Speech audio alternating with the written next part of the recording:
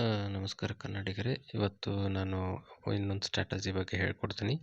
ಅದು RSI indicator.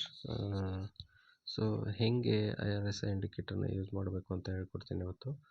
So ಇಲ್ಲಿ ನೋಡಿ, RSI ಇಂಡಿಕೇಟರ್, ಇಲ್ಲಿ ನೀವು ಇಂಡಿಕೇಟರ್ಸಲ್ಲಿ ಹೋಗಿ ಸರ್ಚ್ ಮಾಡಿ RSI ಅಂತ ಟೈಪ್ ಮಾಡಿ. ತೋರಿಸ್ತೀನಿ ನಿಮಗೆ ಹೆಂಗೆ ಮಾಡೋದು ಅಂತ. RSI ಅಂತ ಟೈಪ್ ಮಾಡಿದ್ರೆ ರಿಲೇಟಿವ್ ಸ್ಟ್ರೆಂತ್ ಇಂಡೆಕ್ಸ್ ಅಂತ ಇರುತ್ತೆ, ಅದನ್ನು ಹಾಕ್ಕೊಳ್ಳಿ. ನಾನು ಆಲ್ರೆಡಿ ಹಾಕಿದ್ದೀನಿ. ಕೆಳಗಡೆ ಈ ಥರ ಬರುತ್ತೆ. ನೀವೇನು ಮಾಡಬೇಕು ಅಂದರೆ ಸೆಟ್ಟಿಂಗ್ಸಲ್ಲಿ ಹೋಗ್ಬಿಟ್ಟು RSIಯಲ್ಲಿ RSI ಸೆಟ್ಟಿಂಗ್ಸ್ ಇಲ್ಲಿರುತ್ತೆ, ಇಲ್ಲಿ ಕ್ಲಿಕ್ ಮಾಡಿ. ಇದನ್ನು ಡಿಫಾಲ್ಟಾಗಿ ಸೇಮ್ 14 ಇಟ್ಕೊಳ್ಳಿ.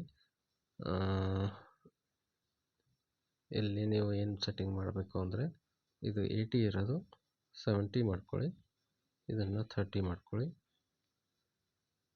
ಓಕೆ. ಸೊ ಇಲ್ಲಿ ನೀವು ಕೆಳಗಡೆ ಕಾಣಿಸುತ್ತೆ.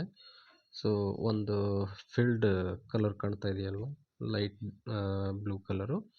ಸೊ ಇಲ್ಲೇನಾಗುತ್ತೆ ಅಂದರೆ RSI ಯಾವಾಗಲೂ 30 ಕೆಳಗಡೆ ಇದ್ದರೆ ನಾವು ಬೈ ಮಾಡ್ಬೋದು. ಓಕೆ. ಇಲ್ಲಿ ನೋಡಿ, ಟೇಕ್ ದಿಸ್. ಇಲ್ಲಿ ನೋಡಿ, ಇಲ್ಲಿ ಕೆಳಗಡೆ ಬಂತು. ಈ ರೇಂಜಲ್ಲಿ ನೀವು ಬೈಯಿಂಗ್ ಮಾಡ್ಬೋದು. ಆಮೇಲೆ ನೋಡಿ, ಇದು ಮೇಲೆ ಹೋಯಿತು. ಸೊ ಪ್ರೈಸ್ ಆಲ್ಸೋ ಮೇಲೆ ಹೋಯಿತು ಅಲ್ವಾ. ಸೊ ಅದೇ ಥರ ನೀವು ಮತ್ತೆ ಇಲ್ಲಿ ಬೈ ಮಾಡ್ಬೋದು.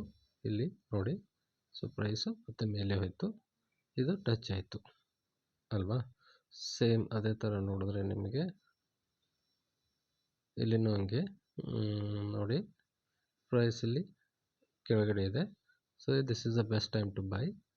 ಆಮೇಲೆ ಇದು 80+ ಮೇಲೆ ಹೋದರೆ ನೀವು ಇದು ನಿಮ್ಮ ಬುಕ್ಕಿಂಗ್ ಮಾಡ್ಕೋಬೋದು. ಅದೇ ಥರ ಇಲ್ಲಿ ಸೇಮ್ ಇದೇ ಥರ ಅಲ್ವಾ. ಸೊ ಯಾವಾಗಲೂ RSI 30 ಕೆಳಗಡೆ ಇದ್ದರೆ it is A best buying opportunity. ಇದಕ್ಕೆ ಏನಂತಾರೆ ಅಂದರೆ over sold, over by zone ಅಂತಾರೆ. ಸೊ ಓವರ್ ಸೋಲ್ಡ್ ಆದಮೇಲೆ ನೀವು ಆಬ್ವಿಯಸ್ಲಿ ನೀವು ಬುಕ್ ಮಾಡ್ಕೋಬೇಕು.